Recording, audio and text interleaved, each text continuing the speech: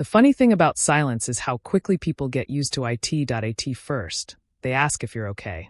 Then they ask what's wrong. Eventually, they stop asking altogether.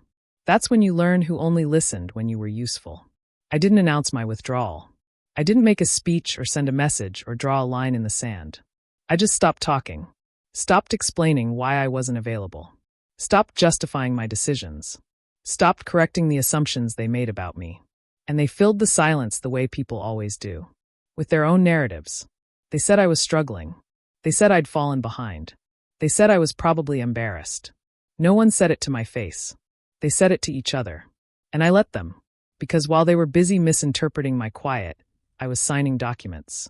Serious ones. The kind that don't require applause. It started after the fallout. The slow one. The invisible one. The kind where no single argument marks the end. Just a series of moments where you realize your presence is optional and your value is conditional. I had been the reliable one. The mediator. The helper. The person who showed up early and stayed late. And somehow, that became expected. Then overlooked. Then exploited. The breaking point wasn't loud. It was a meeting. A long table. Too many voices. None of them asking what I thought. They talked around me. Over me. Past me. And when the decision was made, one of them said, "You're quiet today." Like it was a flaw. I smiled. Said nothing. And that was the moment something in me shut the door. Not angrily. Permanently. They mistook my silence for irrelevance. That was their first mistake. What they didn't know, what no one knew, was that months earlier, I had been approached quietly. No fanfare. No announcement. Just a conversation behind closed doors.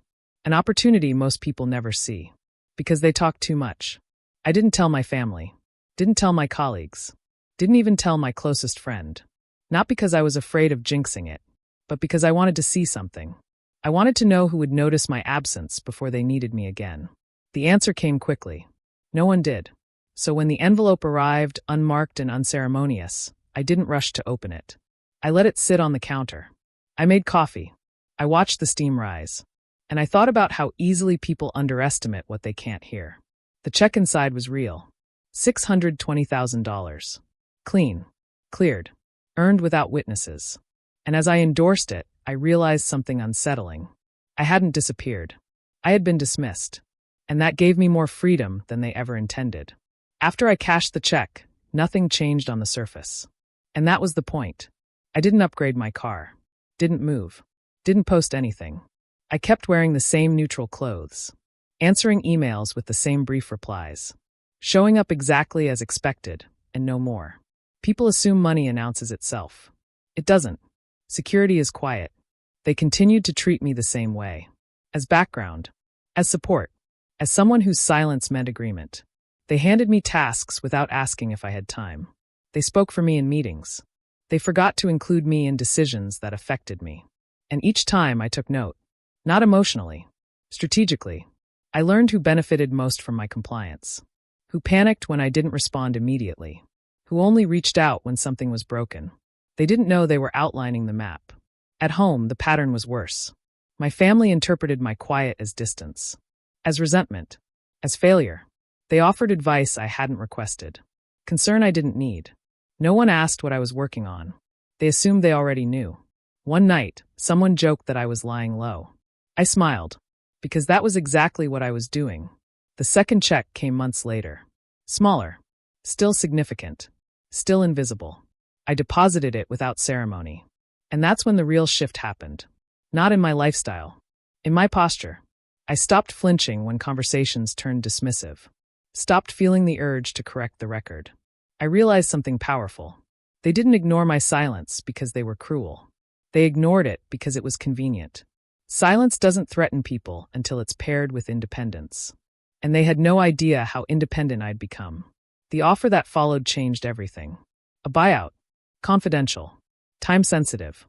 The kind of deal that only comes when you're underestimated long enough to be trusted. I didn't negotiate loudly. I negotiated precisely. When I signed, I understood the irony. The people who once controlled the room had unknowingly financed my exit. And they still thought I was lucky just to be there. Once people decide who you are, they stop checking. That's the danger. And the advantage. They said I was disengaged. That I'd lost motivation. that I wasn't hungry anymore. They used that word like an insult, as if hunger were the only proof of worth. I heard the stories secondhand, always softened, always framed as concern. I hope they're okay. They used to be so driven.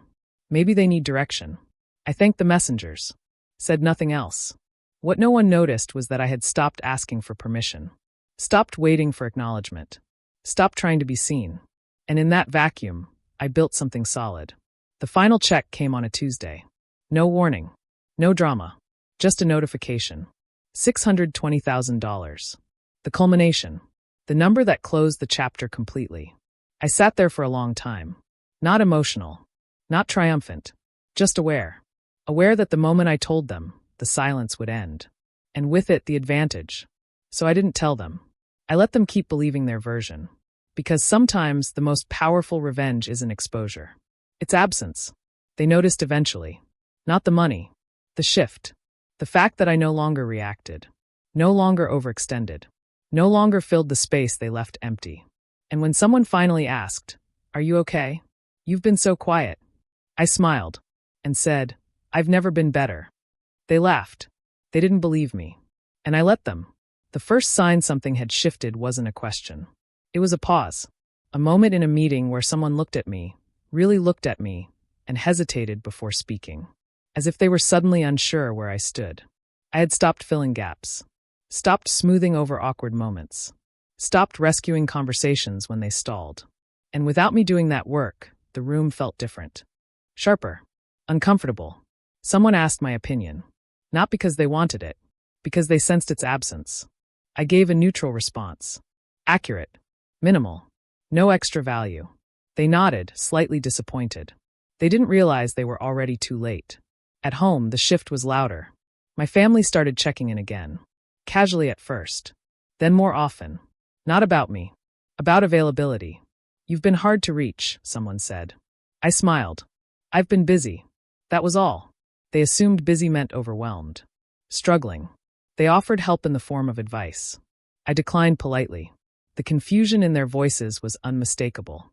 Because when people are used to you needing them, your independence feels like rejection. The first direct attempt came disguised as nostalgia. A dinner invitation. Just like old times. I went. Listened. Spoke when necessary. Watched carefully. They talked about plans. Future projects. Ideas they assumed I'd be part of. No one asked. They just assumed. When one of them finally said, "So you'll help with that, right?"